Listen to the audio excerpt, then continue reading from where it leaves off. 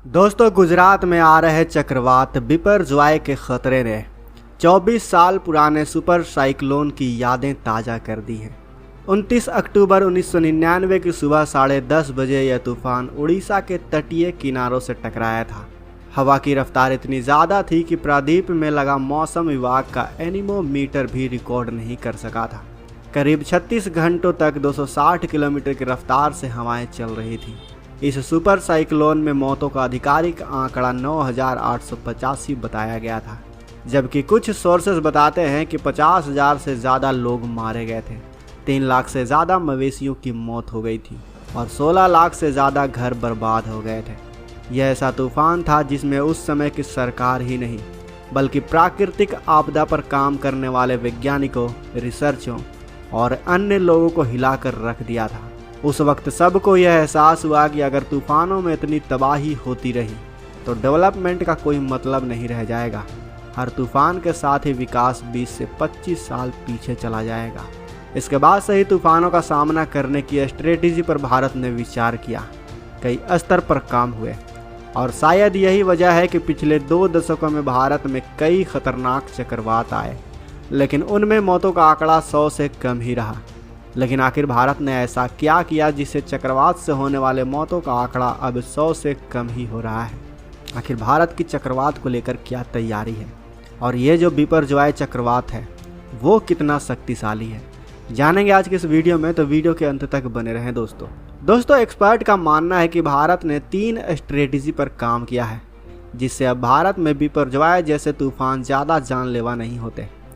और पहला है सटीक ट्रैकिंग। भारत के 3 मौसम वैज्ञानिकों ने 2009 में साइक्लोन की भविष्यवाणी के लिए एक NWP बेस्ड मॉडल डेवलप किया। इस मॉडल के जरिए तूफानों को समय रहते सटीक ट्रैक करना आसान हो गया और भविष्यवाणी पहले के मुकाबले कई गुना बेहतर हो गई। इसकी कैलकुलेशन मौसम विभाग के सुपर कंप्यूटर करते हैं। ट्रैकिंग में यह देखा जाता है कि तूफान की तीव्रता यानी इंटेंसिटी कितनी है, उसकी स्पीड कितनी है और उसकी दिशा क्या है, ताकि इसे रियल टाइम अपडेट किया जाता रहे, यानी कब तूफान अपने चरम पर होगा और कब यह धीमा पड़ेगा। अमूमन 4 से 6 दिन पहले इसकी जानकारी मिल जाती है। तूफान के स्थान और तीव्रता के आधार पर मैदानी तैयारी करने का अवसर मिल जाता है। यही वजह है कि अब तूफान में मानवीय नुकसान कम से कम होता है। देश के पूर्वी और पश्चिमी तटों पर चक्रवात की चेतावनी जारी करने के लिए 7 साइक्लोन वार्निंग सिस्टम भी लगाए गए हैं। इनमें से 3 एरिया साइक्लोन वार्निंग सिस्टम यानी ACWCS हैं। इन्हें चेन्नई, मुंबई और कोलकाता में लगाया गया है। वहीं 4 साइक्लोन वार्निंग सेंटर हैं जिन्हें अहमदाबाद, तिरुवनंतपुरम, विशाखापट्टनम और भुवनेश्वर में लगाया गया है। दूसरा है बचाव की तैयारी। दोस्तों पहले जो तूफान आते थे उसमें समुद्र किनारे बेस आबादी को घर छोड़कर दूसरी जगह जाने को कहा जाता था। उस वक्त लोग इसलिए नहीं हटते थे क्योंकि उन्हें पता नहीं होता था कि उन्हें जाना कहाँ है। साल 2013 में आए फाइलिन तूफान को इस संबंध में बेंच मार्क माना जाता है। इस तूफान के बाद से साइक्लोन प्रोन एरिया यानी जहाँ अक्सर तूफान आते रहते हैं वहाँ साइक्लोन शेल्टर बनाए गए हैं। National cyclone risk mitigation project यानी NCRMP के तहत 20 राज्यों में वर्ल्ड बैंक की वित्तीय मदद से शेल्टर बनाए गए हैं। इसके लिए विदेशों के अलावा national institute of disaster management यानी NIDM से टेक्निकल एक्सपर्ट मुहैया कराए गए जिन्होंने इन्हें बनाने में मदद की। तीसरा है लोगों में जागरूकता। दोस्तों आज तूफानों को लेकर स्थानीय स्तर पर जागरूकता बढ़ी है, खासकर उड़ीसा में। आज तूफान आने के दौरान जब लोगों को घर छोड़ने को कहा जाता है तो वे उसके लिए तुरंत तैयार हो जाते हैं, क्योंकि अब उन्हें पता है कि यह उनके हित में ही है।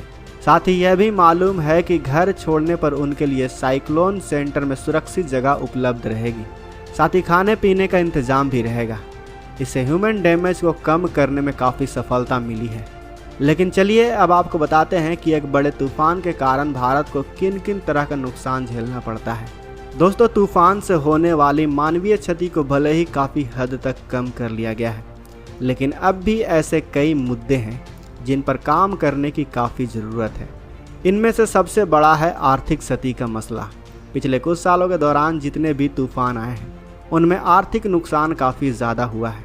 और इसकी वजह यह है कि आर्थिक विकास के साथ अब घरों में सुख सुविधा के साधन जैसे TV, fridge, washing machine, car और बाइक ज़्यादा होते हैं। पिछले कुछ सालों में बिजली के पोल, टेलीफोन्स के टावर में भी बढ़ोतरी हुई है।